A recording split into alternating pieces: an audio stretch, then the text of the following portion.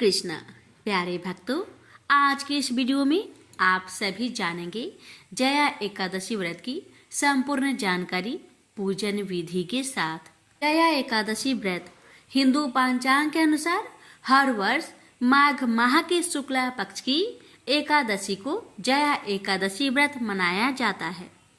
यह व्रत विशेष रूप से भगवान विष्णु की उपासना के लिए किया जाता है और इसे पुण्य और मोक्ष प्राप्ति के लिए बेहद महत्वपूर्ण माना जाता है। जया एकादशी का व्रत विशेष रूप से उन लोगों के लिए किया जाता है जो जीवन में सुख, समृद्धि और शांति चाहते हैं।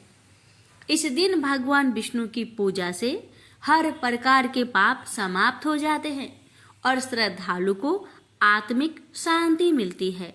यह व्रत आत्मनिर्भरता, बल और विजय की प्राप्ति का प्रतीक भी है, क्योंकि इसका नाम जया विजय से लिया गया है।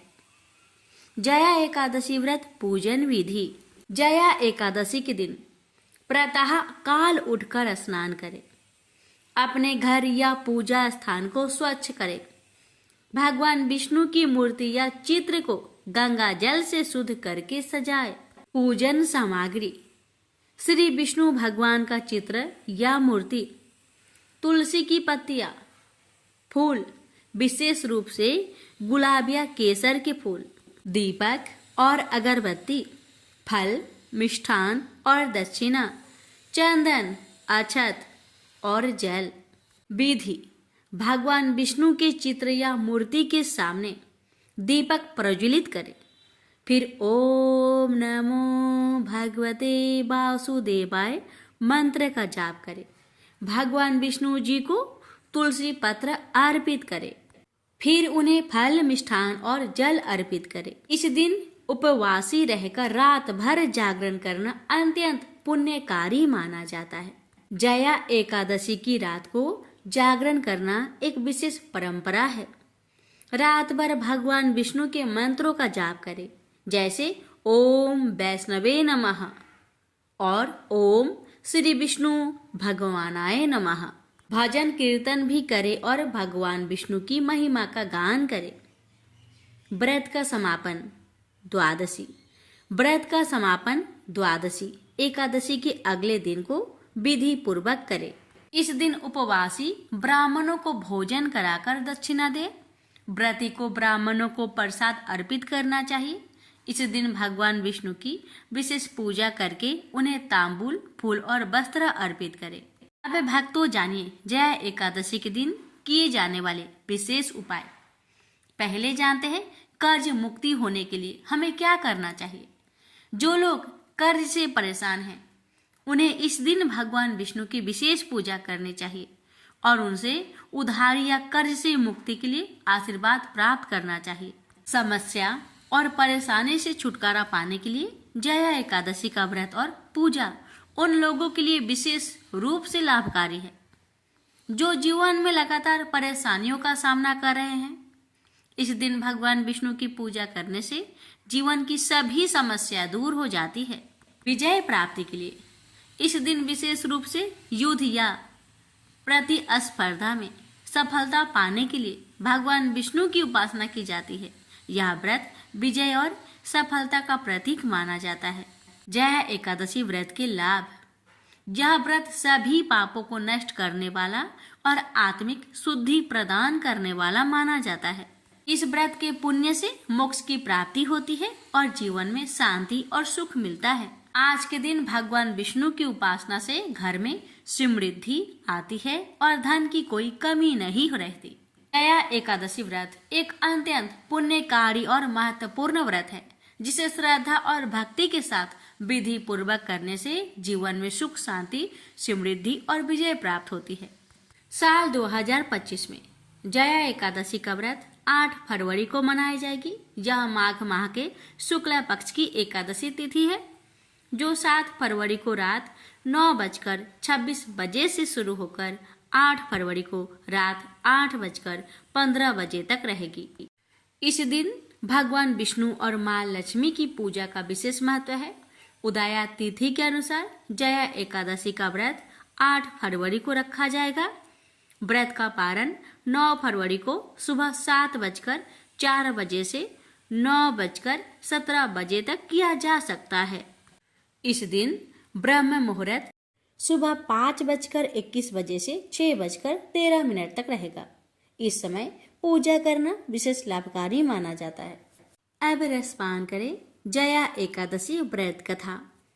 धर्मराज युधिष्ठिर बोले, हे भगवान, आपने माघ के कृष्णा पक्ष की षटटिला एकादशी का अत्यंत सुंदर वर्णन किया।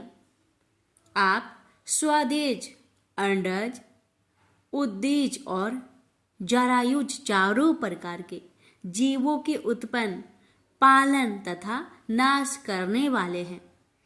अब आप कृपा करके माघ शुक्ल एकादशी का वर्णन कीजिए। इसका क्या नाम है, इसके व्रत की क्या विधि है और इसमें कौन से देवता का पूजन किया जाता है। श्री कृष्ण भगवान कहने लगे कि हे राजन, इस एकादशी का नाम जया एकादशी है। इसका व्रत करने से मनुष्य ब्रह्म हत्या आदि पापों से छूटकर मोक्ष को प्राप्त होता है तथा इसके प्रभाव से भूत, पिशाच आदि योनियों से मुक्त हो जाता है। इस व्रत को विधि पूर्वक करना चाहिए। अब मैं आपसे पद्म पुराण में वर्णित इसकी महिमा का एक कथा सुनाता हूँ। भगवान कहने लगे कि एक समय देवराज इंद्र स्वर्ग में राज करते थे और अन्य सब देवगण सुखपूर्वक स्वर्ग में रहते थे। एक समय इंद्र अपनी इच्छा अनुसार नंदन वन में अप्सराओं के साथ विहार कर रहे थे और गंधर्व गान कर रहे थे। उन गंधर्वों में प्रसिद्ध पुष्पदंत तथा उसकी कन्या पुष्पवती और चित्रसेन तथा उसकी स्त्री मालिनी भी उपस्थित थी। साथ ही मालिनी का पुत्र पुष्पवान और उसका पुत्र मल्यवान भी उपस्थित थे। पुष्पवती गंधर्व कन्या मल्यवान को देखकर उस पर मोहित हो गई और मल्यवान पर काम बाण चलाने लगी। उसने अपने रूप, लावण्य और हाव भाव से मल्यवान को बस में कर लिया। हे राजन, वह पुष्पवती अत्यंत सुंदर थी। अब वे इंद्र को प्रसन्न करने के लिए गान करने लगी, परंतु परस्पर मोहित हो जाने के कारण उनका चित्त भ्रमित हो गया था। इनके ठीक प्रकार न गाने तथा स्वर ताल ठीक नहीं होने से इंद्र इनके प्रेम को समझ गया और उन्होंने इसमें अपना अपमान समझकर उनको श्राप दे दिया। इंद्र ने कहा, हे मूर्खो, तुमने मेरी आज्ञा का उल्लंघन किया है, इसलिए तुम्हें धिक्कार है। अब तुम दोनों स्त्री पुरुष के रूप में मृत्यु लोक में जाकर पिशाच रूप धारण करो और अपने कर्म का फल भोगो। इंद्र का ऐसा श्राप सुनकर वे अत्यंत दुखी हुए और हिमालय पर्वत पर दुख पूर्वक अपना जीवन व्यतीत करने लगे। उन्हें गंध, रस तथा स्पर्श आदि का कुछ भी ज्ञान नहीं था। वहां उनको महान दुख मिल रहे थे। उन्हें एक क्षण के लिए भी निद्रा नहीं आती थी। उस जगह अत्यंत शीत था, इससे उनके रोंगटे खड़े रहते और मारे शीत के दांत बजते रहते। एक दिन पिशाच ने अपनी स्त्री से कहा कि पिछले जन्म में हमने ऐसे कौन सा पाप किए थे जिससे हमको यह दुखदायी पिशाच योनि प्राप्त हुई। इस पिशाच योनि से तो नरक के दुख सहना ही उत्तम है, अतः हमें अब किसी प्रकार का पाप नहीं करना चाहिए। इस प्रकार विचार करते हुए वे अपने दिन व्यतीत कर रहे थे। देव योग से तभी माघ मास में शुक्ला पक्ष की जया नामक एकादशी आई। उस दिन उन्होंने कुछ भी भोजन नहीं किया और ना कोई पाप कर्म ही किया, केवल फल फूल खाकर ही दिन व्यतीत किया और सायंकाल के समय महान दुख से पीपल के वृक्ष के नीचे बैठ गए। उस समय सूर्य भगवान अस्त हो रहे थे। उस रात को अत्यंत ठंड थी, इसी कारण वे दोनों शीत के मारे अति दुखित होकर मृतक के समान आपस में चिपटे हुए पड़े रहे। उस रात्रि को उनको निद्रा भी नहीं आई। हे राजन, जया एकादशी के उपवास और रात्रि के जागरण से दूसरे दिन प्रभात होते ही उनकी पिशाच योनि छूट गई। अत्यंत सुंदर गंधर्व और अप्सरा की देह धारण कर सुंदर वस्त्र भूषणों से अलंकृत होकर उन्होंने स्वर्ग लोक को प्रस्थान किया। उस समय आकाश में देवता उनकी स्तुति करते हुए पुष्प वर्षा करने लगे। स्वर्ग लोक में जाकर इन दोनों ने देवराज इंद्र को प्रणाम किया। इंद्र इनको पहले रूप में देखकर अत्यंत आश्चर्यचकित हुआ और पूछने लगा कि तुमने अपनी पिशाच योनि से किस तरह छुटकारा पाया, सो सब बतलाओ। मल्यवान बोले कि हे देवेंद्र, भगवान विष्णु की कृपा और जया एकादशी के व्रत के प्रभाव से ही हमारी पिशाच देह छूटी है।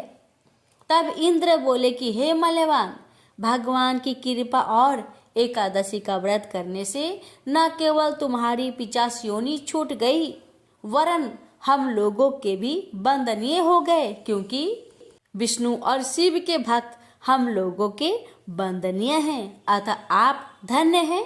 अब आप पुष्पवती के साथ जाकर विहार करो। श्री कृष्ण भगवान कहने लगे कि हे राजा युधिष्ठिर, इस जया एकादशी के व्रत से बूढ़ी योनि छूट जाती है। जिस मनुष्य ने इस एकादशी का व्रत किया है उसने मानो सब यज्ञ, जप, दान आदि कर लिए। जो मनुष्य जया एकादशी का व्रत करते हैं वे अवश्य ही 1000 वर्ष तक स्वर्ग में वास करते हैं। प्रेम से बोलिए जय श्री हरि। एक बार भृगु ऋषि ने जानना चाहा कि ब्रह्मा, विष्णु और महेश में कौन सबसे श्रेष्ठ है। वह बारी बारी से सबके पास गए। ब्रह्मा और महेश ने भृगु को पहचाना तक नहीं, न ही आदर दिया। इसके बाद भृगु विष्णु के यहाँ गए। विष्णु उस समय विश्राम कर रहे थे। लक्ष्मी उनके पैर दबा रही थी। भृगु ने पहुंचते ही कुछ न कहा न सुना और विष्णु की छाती पर पैर से प्रहार कर दिया।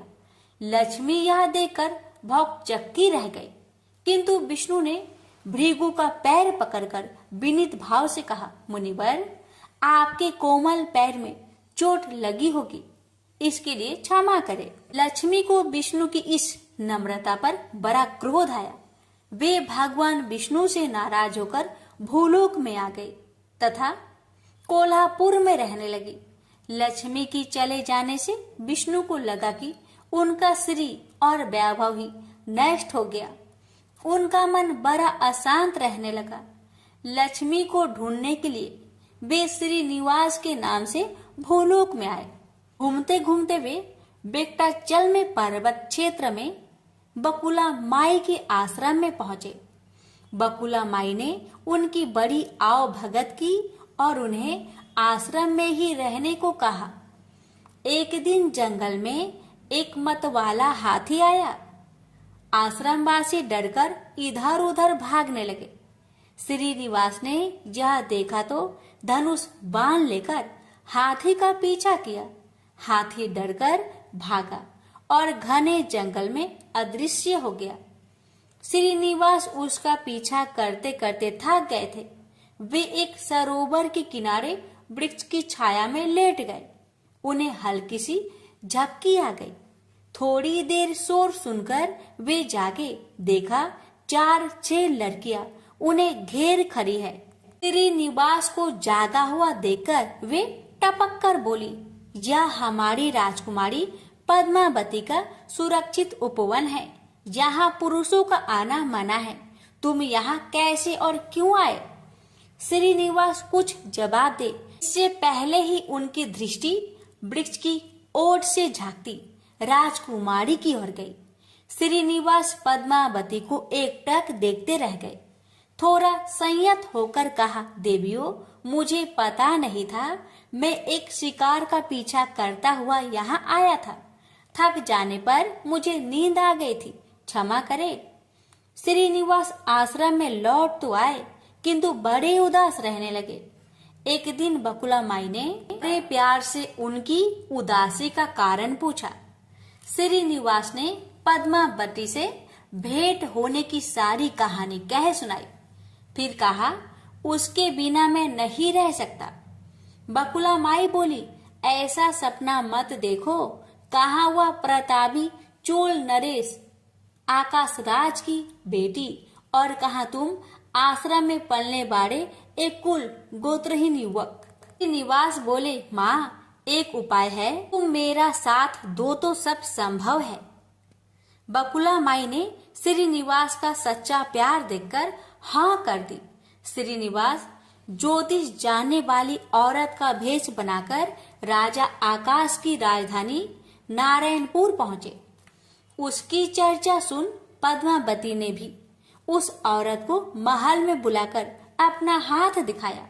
राजकुमारी की हस्तरेखा देखकर वह बोली, राजकुमारी, कुछ दिन पहले तुम्हारी भेंट तुम्हारे सुरक्षित उद्यान में किसी युवक से हुई थी। तुम दोनों की दृष्टि मिली थी। उस युवक से तुम्हारी शादी का योग बनता है। पद्मावती की माँ धारणा देवी ने पूछा, यह कैसे हो सकता है? ज्योतिषी औरत बोली, ऐसा ही योग है। ग्रह कहते हैं कोई औरत अपने बेटे के लिए आपकी बेटी मांगने स्वयं आएगी। 2 दिन बाद सचमुच ही बकुला माई एक तपस्विनी का भेष में राजमहल में आई। उसने अपने युवा बेटे के साथ पद्मावती का विवाह की चर्चा की। राजा आकाश ने बकुला माई को पहचान लिया। उन्होंने पूछा, वह युवक कौन है? बकुला माई बोली, उसका नाम श्रीनिवास है। वह चंद्र वंश में पैदा हुआ है। मेरे आश्रम में रह रहा है। मुझे माँ की तरह मानता है। राजा आकाश ने कुछ सोचकर उत्तर देने के लिए कहा। बकुला माई के चले जाने पर आकाश ने राज पुरोहित को बुलाकर सारी बात बताई। राज पुरोहित ने गणना की, फिर अपनी सहमति देते हुए कहा, महाराज, श्रीनिवास में विष्णु जैसा देव गुण है। लक्ष्मी जैसी आपकी बेटी के लिए यह बड़ा सुयोग है। राजा आकाश ने तुरंत बकुला माई की यहाँ अपनी स्वीकृति के साथ विवाह की लग्न पत्रिका भेज दी। बकुला माई अब चिंतित हो उठी। वह श्रीनिवास से बोली, बेटा, अब तक तो विवाह की ही चिंता थी, अब पैसे न होने की चिंता है। मैं वाराह स्वामी के पास जाती हूँ, उनसे पूछती हूँ कि क्या किया जाए। बकुला माई श्रीनिवास को लेकर वराह स्वामी के पास गई और श्रीनिवास के विवाह के लिए धन की समस्या बताई। तो वराह स्वामी ने 8 दिग्पालों इंद्र, कुबेर, ब्रह्मा, शंकर आदि देवताओं को अपने आश्रम में बुलवाया। फिर श्रीनिवास को बुलवाकर कहा, तुम स्वयं इन्हें अपनी समस्या बताओ। श्रीनिवास ने देवताओं से कहा, मैं चोल नरेश राजा आकाश की बेटी पद्मावती से विवाह करना चाहता हूँ। मेरी हैसियत राजा के अनुरूप नहीं है। मेरे पास धन नहीं है। मैं क्या करूँ? इंद्र ने देवताओं के कोषाध्यक्ष कुबेर से कहा, कुबेर, इस काम के लिए तुम श्रीनिवास को ऋण दो। कुबेर ने कहा, ऋण तो मैं दे दूंगा, पर उसे यह वापस कब और कैसे करेंगे, इसका निर्णय होना चाहिए। श्रीनिवास बोले, इसकी चिंता मत कीजिए, कलयुग के अंत में मैं सब ऋण चुका दूंगा। कुबेर ने स्वीकार कर लिया। सब देवताओं की साक्षी में श्रीनिवास ने ऋण पत्र लिख दिया। उस धन से श्रीनिवास और पद्मावती का विवाह बड़ी धूमधाम से हुआ। तभी नारद ने कोल्हापुर जाकर लक्ष्मी को बताया, विष्णु ने श्रीनिवास के रूप में पद्मावती से विवाह कर लिया है। दोनों वेंकटाचलम पर्वत पर रह रहे हैं। यह सुनकर लक्ष्मी को बड़ा दुख हुआ। वह सीधे वेंकटाचलम पहुंची, विष्णु की सेवा में लगी, पद्मावती को भला बुरा कहने लगी। श्रीनिवास विष्णु रूप मेरे पति हैं, तुमने इनके साथ विवाह क्यों किया? दोनों में वाक युद्ध होने लगा तो श्रीनिवास को बड़ा दुख हुआ। वे पीछे हटे और पत्थर की मूर्ति के रूप में बदल गए। जब दोनों देवियों ने यह देखा तो उन्हें बड़ा दुख हुआ। कि श्रीनिवास तो अब किसी के न रहे। इतने में शीला विग्रह से आवाज आई, देवियों, अब मैं इस पत्थर पर वेंकटेश्वर स्वामी के नाम से अपने भक्तों का अभिष्ट पूरा करता रहूंगा। उनसे प्राप्त चढ़ावे के धन द्वारा कुबेर के कर्ज का ब्याज चुकाता रहूंगा। इसलिए तुम दोनों मेरे लिए आपस में झगड़ा मत करो। शीला विग्रह से यह बानी सुनते ही लक्ष्मी और पद्मावती दोनों ने सिर झुका लिया।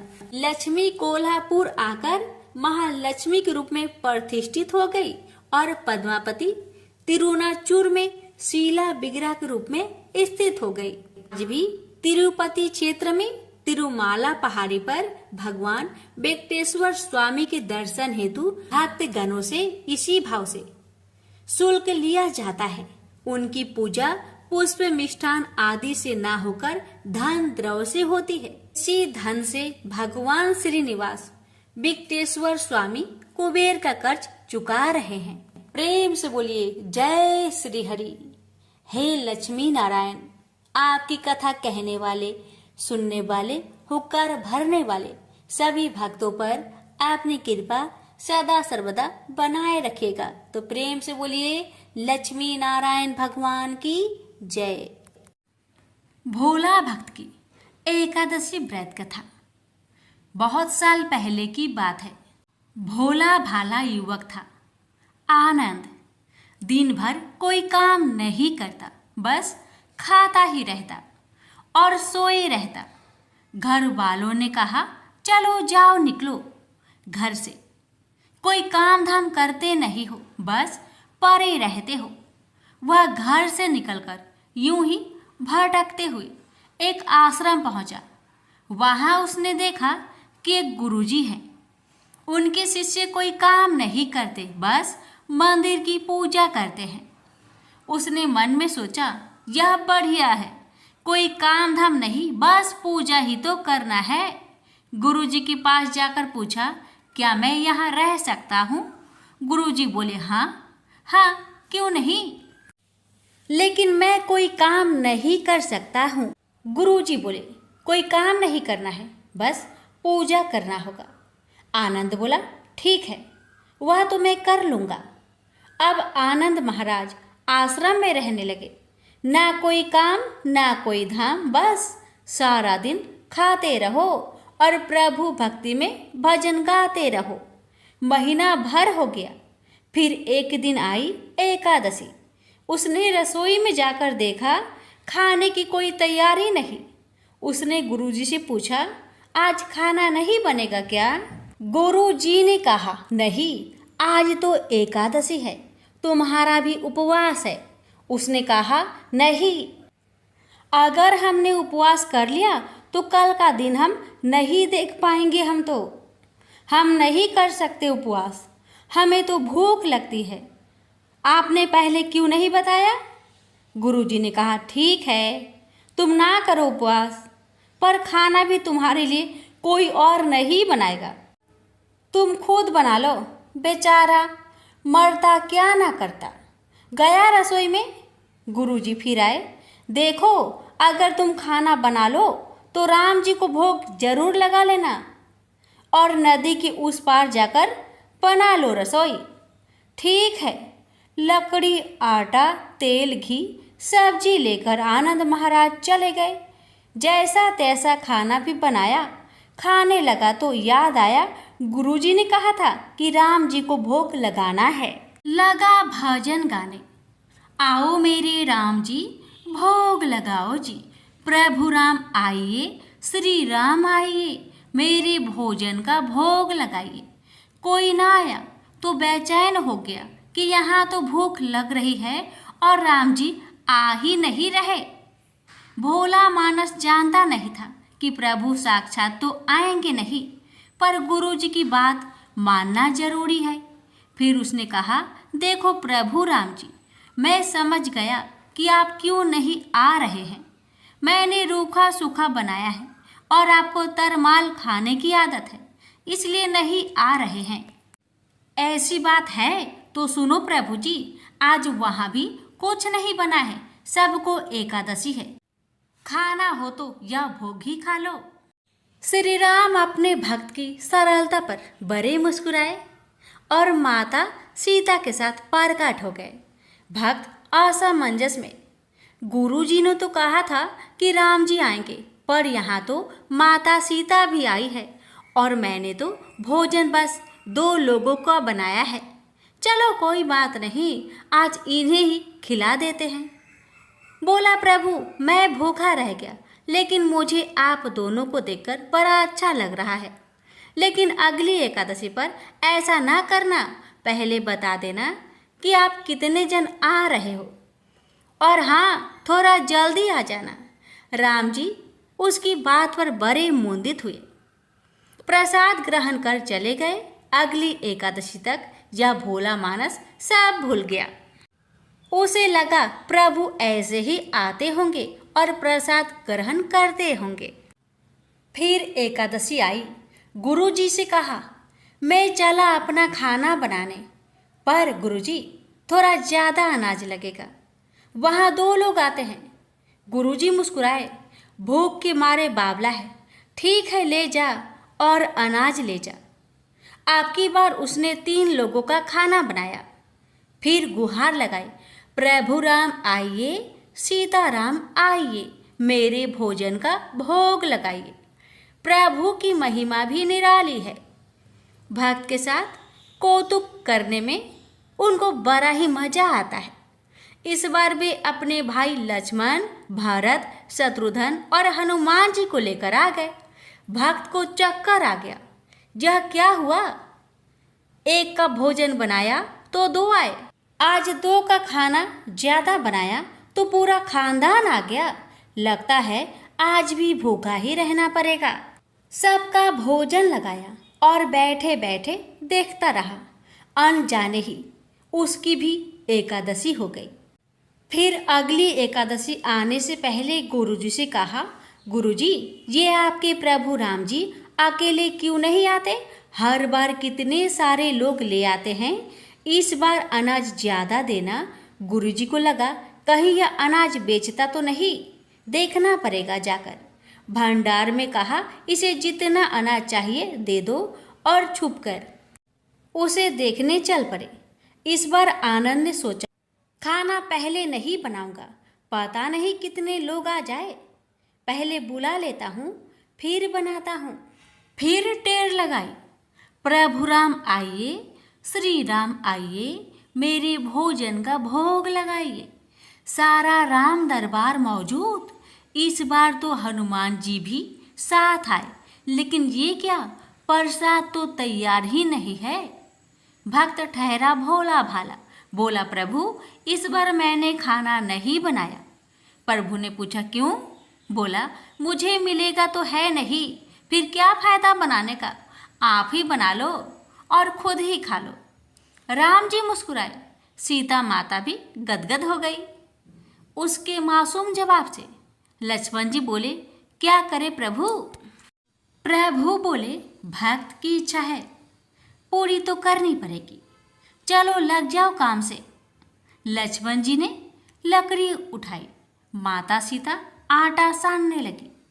भक्त एक तरफ बैठकर देखता रहा। माता सीता रसोई बना रही थी तो कई ऋषि मुनि, यक्ष, गंधर्व प्रसाद लेने आने लगे। इधर गुरुजी ने देखा खाना तो बना नहीं, भक्त एक कोने में बैठा है। पूछा, बेटा क्या बात है, खाना क्यों नहीं बनाया? बोला, अच्छा किया गुरुजी आप आ गए, देखिए कितने लोग आते हैं प्रभु के साथ। गुरुजी बोले, मुझे तो कुछ नहीं दिख रहा तुम्हारे और अनाज के सिवा। भक्त ने माथा पकड़ लिया, एक तो इतनी मेहनत करवाते हैं प्रभु, भूखा भी रखते हैं और ऊपर से गुरुजी को दिख भी नहीं रहे, यह और बड़ी मुसीबत है। प्रभु से कहा, आप गुरुजी को क्यों नहीं दिख रहे हैं? प्रभु बोले, मैं उन्हें नहीं दिख सकता। भक्त बोला, क्यों? वो तो बड़े पंडित है, ज्ञानी है, विद्वान है, उन्हें तो बहुत कुछ आता है, उनको क्यों नहीं दिखते आप? प्रभु बोले, माना कि उनको सब आता है, पर वे सरल नहीं है तुम्हारी तरह, इसलिए उनको नहीं दिख सकता। आनंद ने गुरुजी से कहा, गुरुजी, प्रभु कह रहे हैं आप सरल नहीं है, इसलिए आपको नहीं दिखेंगे। गुरुजी रोने लगे। वाकई मैंने सब कुछ पाया पर सरलता नहीं पा सका तुम्हारी तरह। और प्रभु तो मन की सरलता से ही मिलते हैं। प्रभु प्रकट हो गए और गुरुजी को भी दर्शन दिए। इस तरह एक भक्त के कहने पर प्रभु ने रसोई भी बनाई। प्रेम से बोलिए सीताराम की जय, लक्ष्मी नारायण की जय। गणेश जी और मालिन की कथा। एक बार एक नगर में एक मालिन रहती थी। उसके पति चल बसे थे। उसका एक 4 साल का पुत्र था। उसकी सास कठोर हृदय की स्त्री थी। वह बहू को बहुत तकलीफ देती थी। एक दिन सास ने बहू और पोते को घर से निकाल दिया। वे दोनों रोते हुए चलते चलते एक जंगल में जा पहुंचे। वहां एक बड़े पेड़ के नीचे बैठ गए। वहां से थोड़ी दूर पर एक गणेश जी का मंदिर था। वहां बहुत लोग गणेश जी के दर्शन करने आते थे। दर्शन करके गणेश जी को प्रसाद चढ़ाते, फिर वह प्रसाद सबको बांट देते थे। इस प्रसाद से माँ बेटे का गुजारा होने लगा। दोनों गणेश जी की पूजा पाठ में लग गए। एक दिन उन्होंने सोचा क्यों ना हम भी जंगल से फूल लाकर बेचें। वे रोज जंगल से फूल लाकर उसकी माला बनाकर बेचने लगे। साथ में पूजा की सामग्री और प्रसाद भी बेचने लगे। इससे उनको आमदनी होने लगी। गणेश जी की कृपा से आमदनी बढ़ने लगी। जल्दी ही उन्होंने एक मकान और एक दुकान बना लिया। एक राजा की लड़की मंदिर में रोज पूजा करने आती थी। मालिन के बेटे को देखकर राजकुमारी उस पर मोहित हो गई और उससे विवाह करने की सोचने लगी। उसने अपनी भाभी से अपने मन की बात कही। भाभी अनुभवी थी। उसने कहा, ये तो मालिन का बेटा है और तुम एक राजा की बेटी हो। यदि तुमने उससे विवाह किया तो तुम्हारी बहुत बेइज्जती होगी। पर राजकुमारी अपनी बात पर अड़ी रही। उसने कहा, मैंने तो प्रतिज्ञा कर ली है कि उसी से विवाह करूंगी। भाभी ने घर जाकर सारी बात राजा को बता दी। राजा ने मना नहीं किया और विवाह के लिए तैयार हो गए। उन्होंने बड़े धूमधाम से बेटी का विवाह मालिन के बेटे के साथ कर दिया। मालिन ने सबसे पहले बेटे बहू को गणेश जी के मंदिर में ले जाकर पूजा पाठ करवाया और गणेश जी का आशीर्वाद दिलवाया। इसके बाद पूरे नगर में यह बात फैल गई कि गणेश जी की पूजा करने से सब दुख कष्ट दूर हो जाते हैं। यह बात सुनते ही नगर के सभी लोग मंदिर आने लगे। मालिन और उसके बेटे की बिक्री और बढ़ गई। उधर उसकी सास के बुरे दिन आ गए। अन्नदाता उससे रूठ गई और वह भूखे मरने लगी। एक दिन वह रोती धोती उसी गणेश जी के मंदिर में आ पहुंची। वह मालिन के बेटे से बोली, मैं भूखी हूँ, मुझे रोटी कपड़ा दे देना, इसके बदले मैं तुम्हारे सारे काम कर दूंगी। लड़के को दया आ गई और उसे काम पर रख लिया। उसने अपनी दादी को नहीं पहचाना।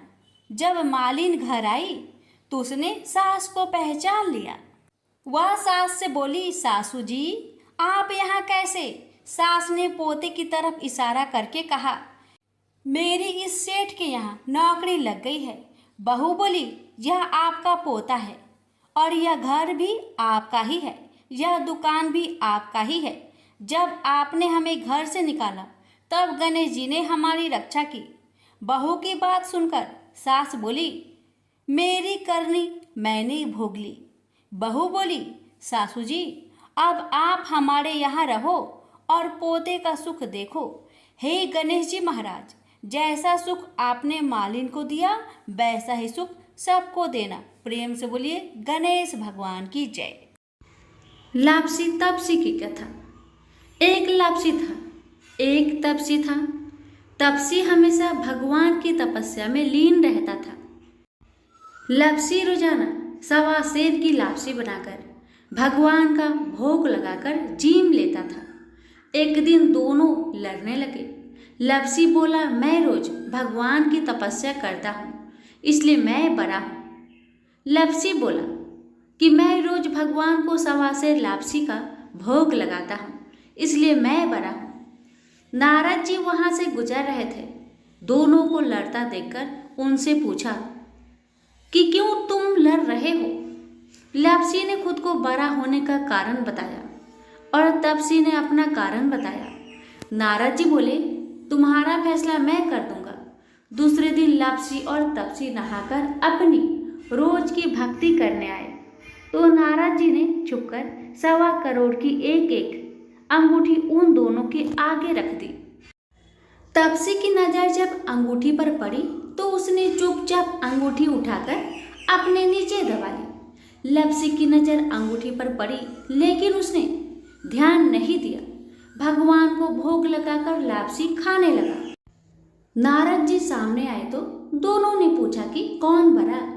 तो नारद जी ने तपसी को खड़ा होने को कहा। वो खड़ा हुआ तो उसके नीचे दबी अंगूठी दिखाई पड़ी। नारद जी ने तपसी से कहा, तपस्या करने के बाद भी तुम्हारी चोरी करने की आदत नहीं गई, इसलिए लप्सी बड़ा है और तुम्हें तुम्हारी तपस्या का कोई भी फल नहीं मिलेगा। तपसी शर्मिंदा होकर माफी मांगने लगा। उसने नारद जी से पूछा, मुझे मेरी तपस्या का फल कैसे मिलेगा। नारद जी ने कहा, यदि कोई गाय और कुत्ते की रोटी नहीं बनाएगा तो फल तुझे मिलेगा। यदि कोई ब्राह्मण को भोजन करवाकर दक्षिणा नहीं देगा तो फल तुझे मिलेगा। यदि कोई साड़ी के साथ ब्लाउज नहीं देगा तो फल तुझे मिलेगा।